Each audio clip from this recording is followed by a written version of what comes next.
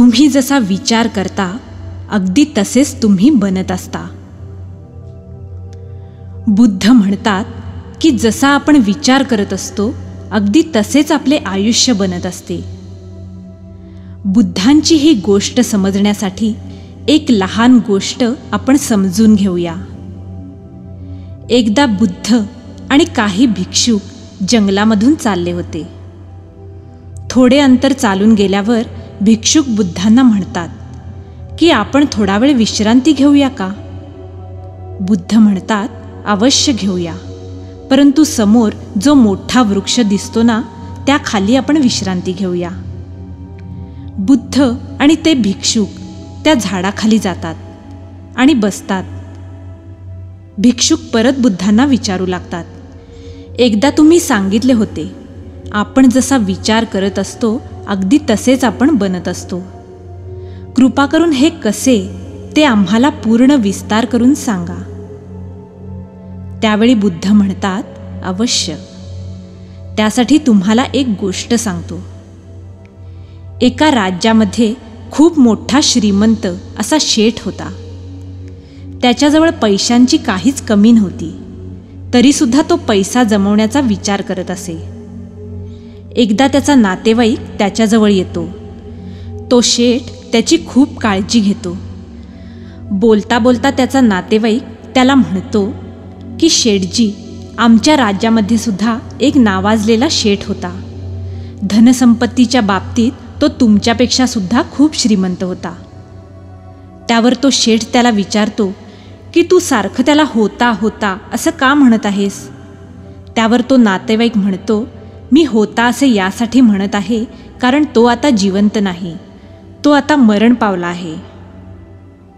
तो बिचारा शेठ पैसा जमा करता करता हे विसरला की मरण नावाची गोष्ट सुद्धा आहे आणि ती शेठ लोकांना सुद्धा येऊ शकते. शेठ त्या नातेवाईकाला विचारतो, काय कारणामुळे तो मरण पावला? त्यावर तो नातेवाईक सांगतो, शेठजी, कारण तर काहीच नव्हते. अचानकच त्याला बोलावणं आलं आणि तो गेला. शेठ म्हणतो, अरे असे कसे अचानक बोलावणं आलं? त्याला कोणता तरी आजार असेल.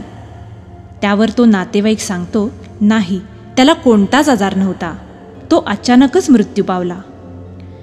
शेठ आपल्या नातेवाईकाचे बोलणे ऐकून आश्चर्यचकित होतो, कारण आत्तापर्यंत तो हाच विचार करत असतो की मनुष्य म्हातारा झाल्यावर किंवा कोणत्या तरी आजारामुळे मरण पावतो, कारण तो अजून तरुण असतो आणि त्याला लगेच मरायचं नसतं.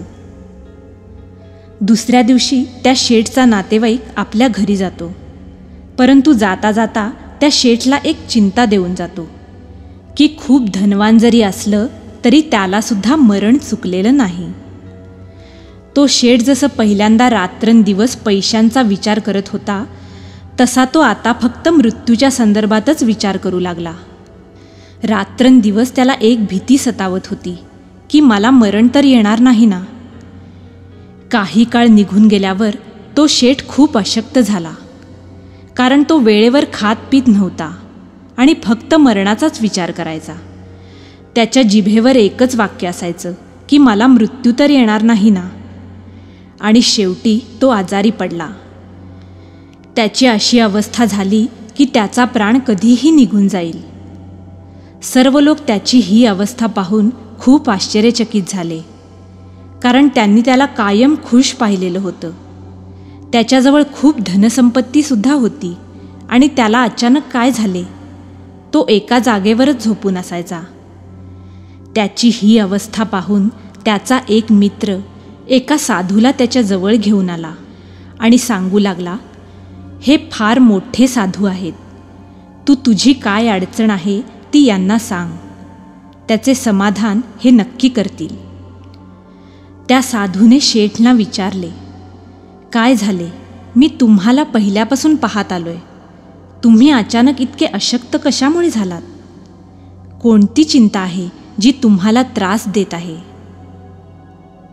त्या साधूंचे बोलणे ऐकून शेठ त्यांना म्हणाले की मला मरायचं नाही आहे, मला जगायचं आहे, मला मृत्यू तर येणार नाही ना. तो साधू हसला आणि शेठला म्हणाला, म्हणजे तुम्हाला मृत्यूची भीती आहे. तो शेठ म्हणाला, होय, माझ्याजवळ इतकी धनसंपत्ती आहे. मी मरण पावलो तर त्याचा उपयोग कोण करणार? मला मरायचं नाही, मला जगायचं आहे. तो साधू म्हणाला, तुझ्या या चिंतेचे निरसन मी आत्ता करतो. तो शेठ खूप आनंदी झाला आणि त्या साधूंच्या पुढे हात जोडून म्हणाला, कृपा करून माझ्या या चिंतेतून मला मुक्त करा.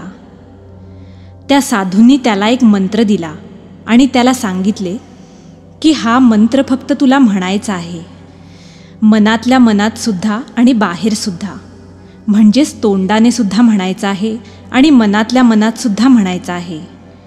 आणि तो मंत्र आहे, जोपर्यंत मी जिवंत आहे तोपर्यंत मला मृत्यू येणार नाही. जोपर्यंत मी जिवंत आहे तोपर्यंत मला मृत्यू येणार नाही. तू हा मंत्र सलग 7 दिवस म्हणायचा आहेस. मी 7 दिवसांनी पुन्हा परत येईन, असे सांगून तो साधू तिथून निघून गेला. 7 दिवसांनी साधू परत आला. पाहतो तर काय, शेठची प्रकृती सुधारत होती. शेठ साधूला पाहून त्याच्या पायावर डोके ठेवतो आणि त्याचे आभार मानतो. तो म्हणतो, तुमच्या मंत्राने तर कमालच केली. आता मी मृत्यूला घाबरत नाही, कारण जोपर्यंत मृत्यू येत नाही तोपर्यंत मी हे आयुष्य जगणार आहे. पहिल्यांदा मी मृत्यूच्या भीतीने आयुष्य जगूच शकलो नव्हतो, परंतु तुम्ही तर माझे आयुष्यच बदलून टाकले. तुम्हाला असे वाटत असेल की त्या मंत्रामुळे काय झालं, त्या छोट्याशा ओळींनी काय बदललं, तर हे जाणून घेतलं पाहिजे की जोपर्यंत त्या शेठला दुसऱ्या शेठच्या मृत्यूच्या बाबतीत माहीत नव्हते तोपर्यंत तो फक्त पैशांच्या बाबतीत विचार करत होता आणि रात्रंदिवस त्याच्या धनसंपत्तीमध्ये वाढ होत होती. तो रात्रंदिवस धनसंपत्ती गोळा करण्यात मग्न होता.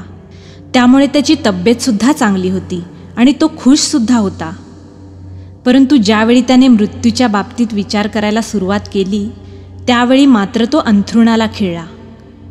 मृत्यूच्या जवळजवळ जाऊ लागला आणि अशी वेळ आली की तो कधीही मरण पावेल. या छोट्याशा गोष्टीवरून हे समजलं जातं की जे आपण मनामध्ये आणि बाहेर बोलत असतो तसेच आपले आयुष्य बनत असते.